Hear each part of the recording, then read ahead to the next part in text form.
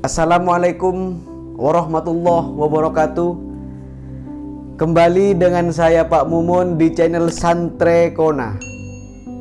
Saya akan membacakan buku Jejak Guru Bangsa Mewarisi Kearifan Gus Dur, karya Muhammad Sobari yang dicetak oleh Gramedia. Sholawat Badar, perjuangan keluar dari istana. Tetapi rupanya politik adalah politik, dan sejarah yang sudah tertulis tak bisa diandai kata. Jalannya sejarah mungkin bisa dirancang setidaknya sebagian, tetapi sejarah yang sudah berjalan tak bisa diubah. Kita ingat pemerintahan Gus Dur tidak efektif. Suasana politik selalu bergejolak. Dan di dalam gejolak ini, dua sahabat karib itu, Gus Dur, Mas Amin, dengan sangat mewah bertempur lagi. Disaksikan seluruh rakyat Indonesia, Ketua MPR bertarung sering secara tidak anggun dengan Presiden. Dan gejolak politik memuncak.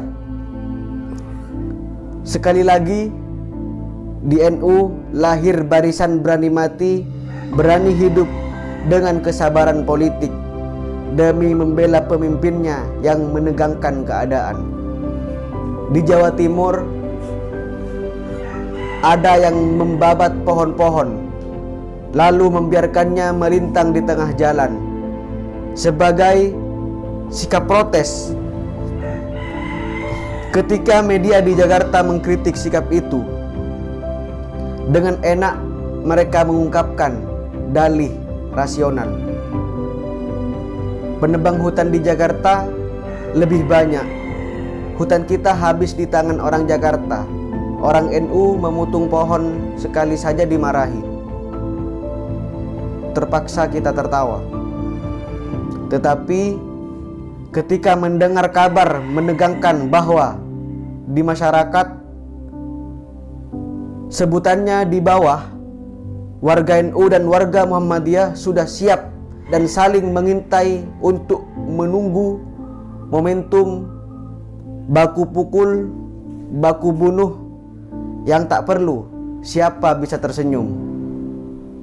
Meskipun begitu, pertarungan politik Mas Amin dan Gus Dur tak kunjung reda. Orang yang mengamati dari jauh, kedua orang besar ini hanya kecewa dan agak malu.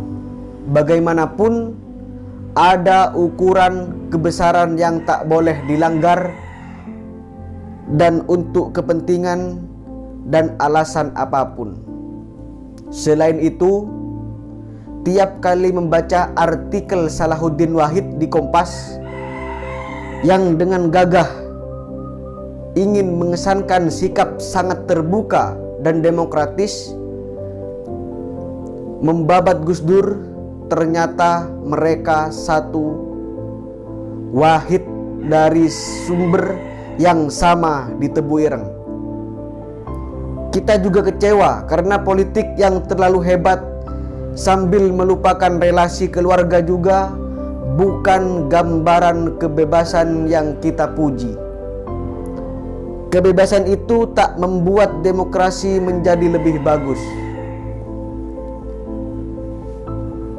Jika kita ingat dengan baik, pada saat itu kekuatan politik Islam non-NU bergabung dengan kegembiraan besar melawan orang yang 18 bulan lampau mereka pahlawankan sebagai pilihan terbaik menghindari kemungkinan bahaya nasional.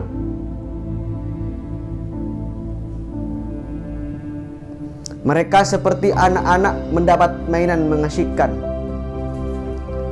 Dulu mereka merasa asik mencederai atau meminggirkan Mbak Mega jauh dari pusat kekuasaan.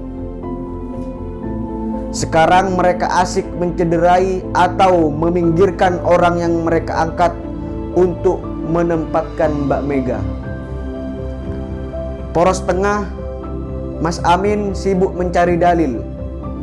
Tokoh yang dalam hidupnya sudah mengintip pintu makrifat, sudah saleh sekali secara keagamaan, dalam politik masih sibuk mengurus fikih yang teknis, sibuk dengan ilmu syariat yang melelahkan.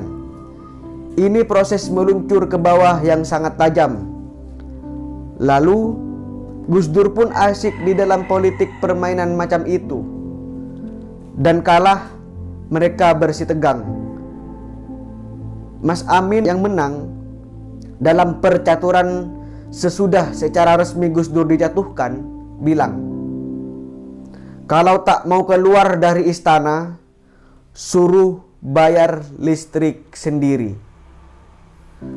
Mungkin kalau ingat pernyataan itu, Mas Amin sendiri merasa malu. Gus Dur pun tergusur. Orang ingat ketika tampak sebuah kontras yang dianggap memalukan. Ketika Gus Dur muncul di layar televisi memakai celana pendek,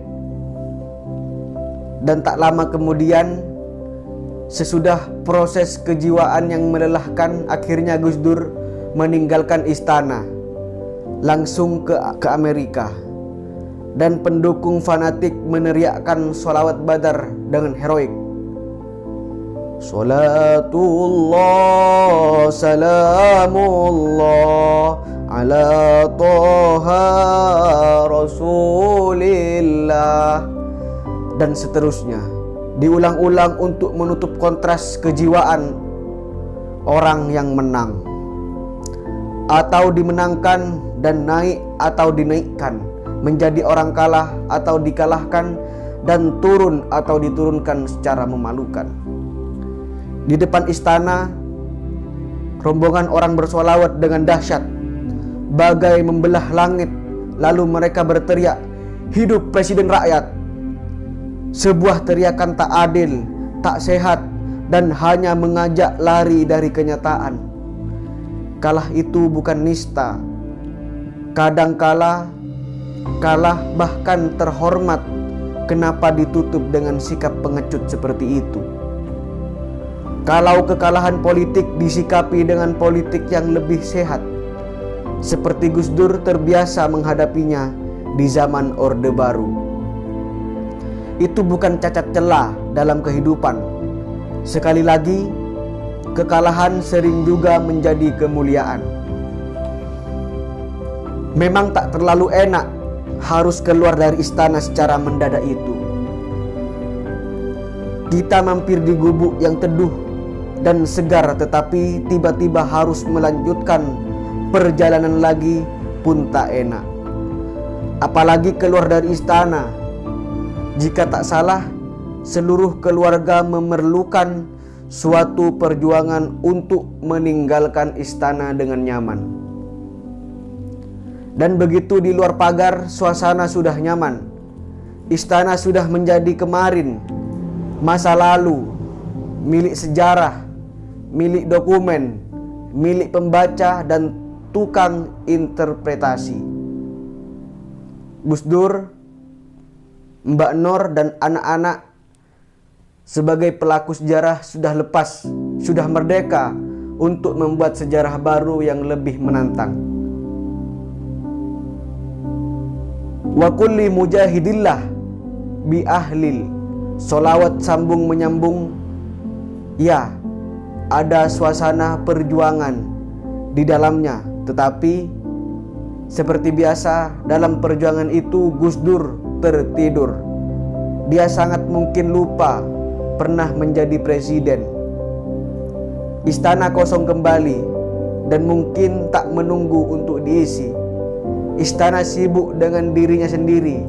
Ia kosong tetapi berisi. Cukup sekian pembacaan dari saya, Pak Mumun. Pamit undur diri. Jangan lupa like, komen, dan subscribe. Wassalamualaikum warahmatullahi wabarakatuh.